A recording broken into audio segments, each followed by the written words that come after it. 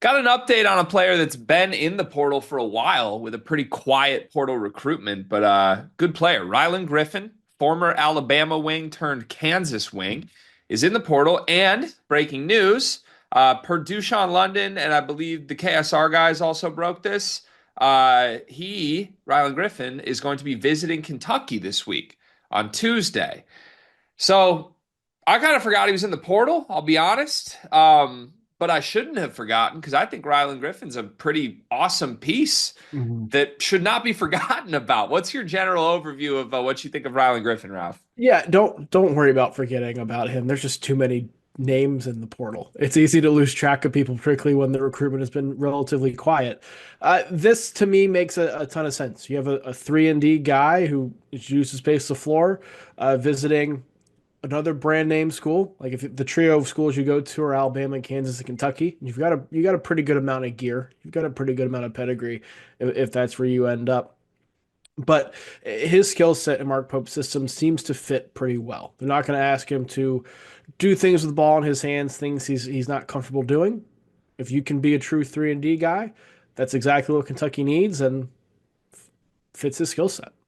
So he's visited Miami, and it sounds like Pitt is showing interest right now. I was looking for a list. There really isn't one. It's just kind of like Yeah. periodic updates. So look, just saying those three schools out loud, if those are the three with some buzz right now, Pitt, Miami, Kentucky.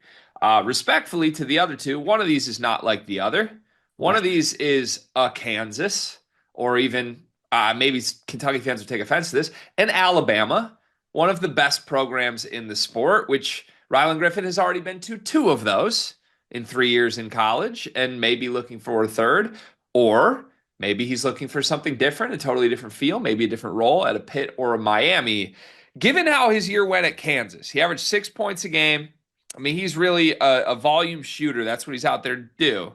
34% from three on 4 attempts a game, only 20 minutes a game. Started 20 of 33 games. He just didn't hit.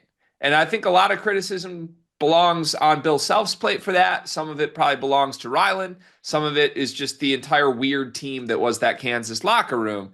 The year before at Alabama, he was very good. 11 points a game, 39% from three on 5 attempts. So he's done it before at this level. But I don't know. At the same time, Alabama didn't really skip a beat without him. He goes to Kansas and essentially flopped. Do you think it's what's best for Rylan Griffin to continue blue blood hunting here after the way last year went?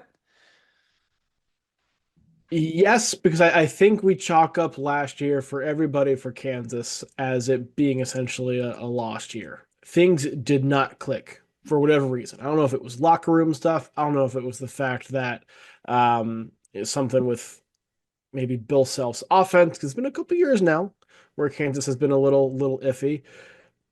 If Rylan Griffin was just kind of uncomfortable because you're going to a new school, you're going to a new place. There's a lot of off court things that could impact you as a player as well. I'm more apt to take a gamble on him.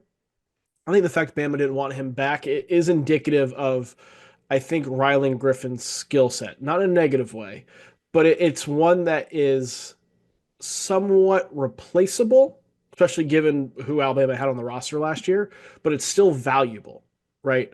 Like having 3-and-D guy who's a true 3-and-D guy is valuable. But how about this in the NBA draft every year? There's a handful of guys who like to have 3-and-D potential. There are a handful of guys, multiple handfuls of guys in the portal who have 3-and-D potential. It's a valuable skill set to have.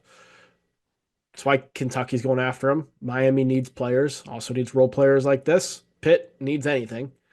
Going after players like this makes sense. So I don't view it as like a negative thing that Bama didn't try and really pursue him when he went to Kansas, or that Kansas was okay with him kind of going in the portal. I think it's more of the fact that there are a couple of these guys you can go get, but he, I think, is in the upper echelon of the 3-and-D guys that are available. Yeah, maybe the way to frame it, which might not be the most fair to Rylan Griffin. I'll talk on my thoughts on a Kentucky pairing in a second because I agree it'd be great. But like in 3 years, when Rylan Griffin has decided it's time to leave wherever he's been at, I don't think anyone involved in the current program has gotten in his way of leaving, which Yeah. is not exactly a great sign. I also remember criticizing Nate Oates at the time. I thought Nate Oates should have done everything Yes. he could to keep Right. Rylan Griffin. So, Alabama was still very good this year. I don't think they missed Rylan Griffin, even if he was a really good fit in that system. The one thing I would say is like you're projecting him in a Kentucky Mark Pope offense. More on that in just a second. Obviously, he's a great fit as a shooter. At the same time, like for a player of Rylan Griffin's mold, is there a better system than the Nate Oates system? And for that pairing to end, even after a good year, in a, yeah, we don't really need this way, is a little bit of a red flag for me. Like, I think we've already seen him in the best system possible. And at the end of that year, a really good coach in Nate Oates was like, yeah, whatever. I That would mean think something to me. Like, it's not like a Mark Pope offense is going to show us a new version of Ryland Griffin we haven't seen at Alabama. You might notice there's a lot of lights on behind me. There's a big ring light I'm using to record this. You want to know why those lights stay on? Because of Underdog, because of these ad reads, people.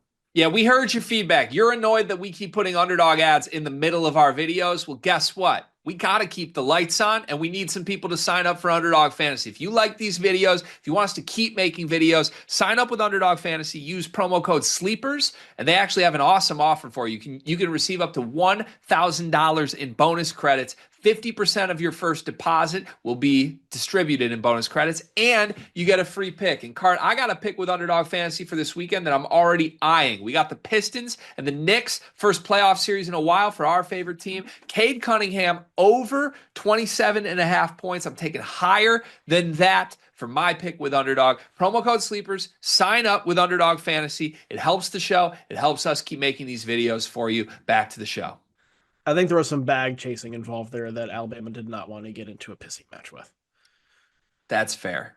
That's fair. Presumably, does Kentucky want to get into a bag chasing game right now?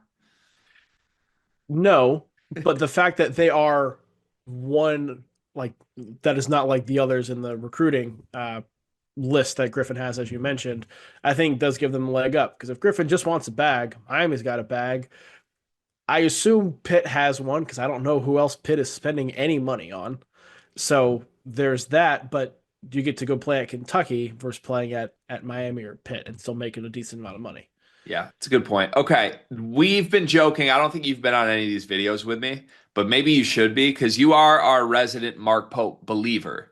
Not that the rest of our channel doesn't think Mark Pope's going to be great at this point, but like you were there before he coached a game at Kentucky being like, Yeah, this dude's a star. It's going to work. So you I had to deserve the fight credit on for that. this.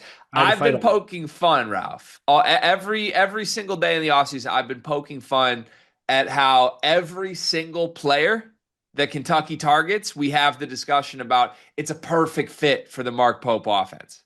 There isn't a player in the country that you wouldn't be like, it's a perfect match with Mark Pope. We get it. He has a great offensive system. You can put anybody in it, and they're going to enjoy playing in it, and it's good.